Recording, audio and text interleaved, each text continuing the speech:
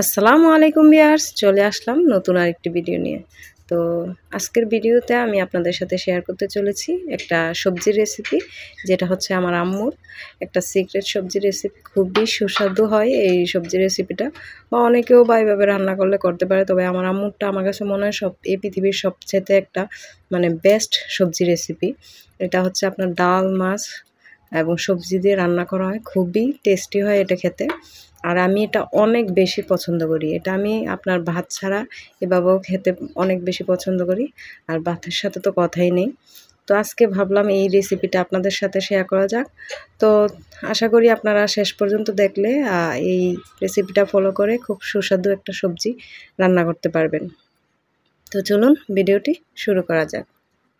তো এই সবজিটি রান্না করার জন্য আমরা প্রথমে এখানে ফুলকপি, গাজর, তারপর লাউ, পেঁপে এবং বরবটি সব কিছু আমরা এখানে কেটে ধুয়ে সুন্দরভাবে রেখেছিলাম। তো সেইগুলো এখন একটা কড়াইয়ের মধ্যে তেল দিয়ে হলুদ লবণ দিয়ে হালকা করে ভেজে নিতে হবে।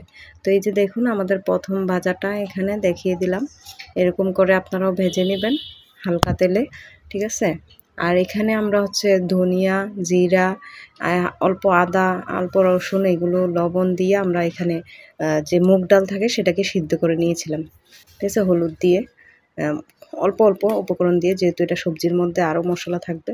তো এখানে সবগুলো আমাদের এই যে তেলে হালকা করে ভাজা হয়ে গেছে। তো এখন এগুলো নামিয়ে রেখেছি। চলুন কড়াইয়ের মধ্যে আবার হালকা একটু তেল দিয়ে যে টমেটোগুলো দিব ওইগুলোকেও হালকা তেলে ভেজে আলাদা একটা বাটিতে সরিয়ে রাখবো, ঠিক আছে। এই যে দেখুন, টমেটোগুলো ভাজা হয়ে গেছে, এগুলোকে আমরা একটা আলাদা বাটিতে তুলে রাখবো। তারপর এখানে একটা বড়, যেহেতু আমরা বেশি করে সবজিটা রান্না করছি, তো এখানে বড় একটা পাতিল বসিয়ে দিচ্ছি। আপনারা আপনাদের পরিমাণ মতো রান্না করবেন, আর পরিমাণ মতো তেল, পেঁয়াজ কুচি, এগুলো এখানে দারচিনি, তেজপাতা, এলাচ সব কিছু আপনাদের পরিমাণ মতো ইউজ করবেন। আমরা এখানে বড় বেশি রান্না করছি, তো সেই জন্য এখানে তার পরিমাণ মতো দিলাম। তো এখানে জিরার গুঁড়া, তারপর আপনার হলুদের গুঁড়া, ধনিয়ার গুঁড়া, আদা রসুন বাটা, এগুলো পরিমাণ মতো।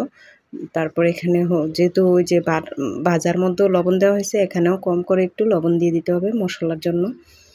তো এখানে হলুদ, মরিচের গুঁড়া, ধনিয়ার গুঁড়া, তারপর জিরার গুঁড়া সব কিছু একে একে অ্যাড করে দিচ্ছি। যেহেতু আপনারা সবাই যে কম বেশ যারা রান্না করেন তারা তো জানেনই কোনটাতে কোন মশলা রাখবে। এখানে আদা রসুনের পেস্ট, তারপর পেঁয়াজের পেস্টও আছে, সবগুলো একসাথে করে নিয়েছিলাম, সেগুলো ঢেলে দিলাম আর কি। তো এখন মশলাটাকে একটু কষিয়ে নিচ্ছি। এর ফাঁকেই আপনাদেরকে বলা হয়নি, আমরা যে মাছ, যেহেতু বলছি এটা ফিশ ভেজিটেবল আর কি, তো এখানে মাছটাকে একটু সিদ্ধ করে নিয়ে কাঁটাগুলো ফেলে সুন্দরভাবে আগেই রেডি করে রেখেছিলাম, সেইগুলো এখন দিয়ে দিলাম মশলাটার সাথে। আর ওই যে বললাম ডালটা, মুগ ডালটা, সেটাও এখানে অ্যাড করে দিলাম। এখন মশলাটার সাথে এগুলোকে খুব ভালোভাবে মিশিয়ে নিতে হবে, আর এটাকে কষানোর জন্য একটু পানিও দিয়ে দিলাম। তো খুব ভালোভাবে মিক্স করে এগুলোকে একটু কষিয়ে নিতে হবে। এখানে কয়েকটা কাঁচামরিচও দিয়ে দিচ্ছি, আপনারা আপনাদের পরিমাণ মতো কাঁচামরিচ দিবেন। আর এখানে অ্যাড করে দিচ্ছি হচ্ছে 2 টেবিল চামচ ঘি। আপনাদের পরিমাণ মতো আপনারা ঘি ব্যবহার করবেন। আমাদের এখানে যতটুকু রান্না হচ্ছে তার অনুপাতে আমরা ঘি ব্যবহার করেছি।